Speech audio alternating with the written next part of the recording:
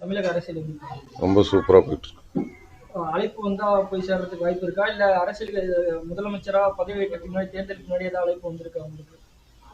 இல்ல என்ன அவர் சிஎம் சாரை ரொம்ப பிடிக்கும். ஏன்னா அவர் உங்களுக்கே தெரியும், கில்லி படத்துல நான் நடிச்சேன்.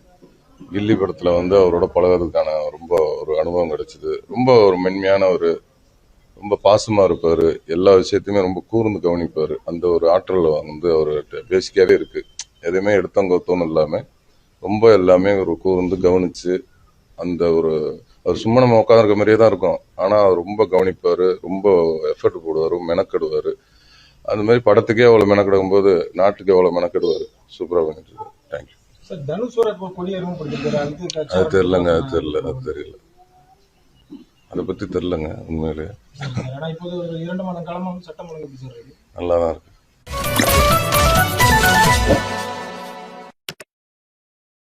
தமிழக அரசியல் எப்படி போகுது? ரொம்ப சூப்பரா போயிட்டு இருக்கு.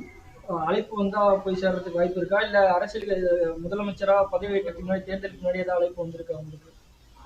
இல்ல என்ன அவர் சிஎம் சாரை ரொம்ப பிடிக்கும். ஏன்னா அவர் உங்களுக்கே தெரியும், கில்லி படத்துல நான் நடிச்சேன். கில்லி படத்துல அவரோட பழகிறதுக்கான ரொம்ப ஒரு அனுபவம் கிடைச்சது. ரொம்ப ஒரு மென்மையான ரொம்ப பாசமா இருப்பாரு. எல்லா விஷயத்தையுமே ரொம்ப கூர்ந்து கவனிப்பாரு. அந்த ஒரு ஆற்றல் அவர்கிட்ட பேசிக்காவே இருக்கு. எதுவுமே எடுத்தங்கோத்தோன்னு இல்லாம ரொம்ப எல்லாமே ஒரு கூர்ந்து கவனிச்சு அந்த அவர் சும்மா நம்ம உட்காந்துருக்க மாதிரியே தான் இருக்கும். ஆனா அவர் ரொம்ப கவனிப்பாரு, ரொம்ப எஃபர்ட் போடுவாரு, மெனக்கெடுவாரு. அந்த மாதிரி படத்துக்கே அவ்வளவு மெனக்கெடுக்கும் போது நாட்டுக்கு எவ்வளவு மெனக்கெடுவாரு. சூப்பரா பண்ணிட்டு இருக்காரு.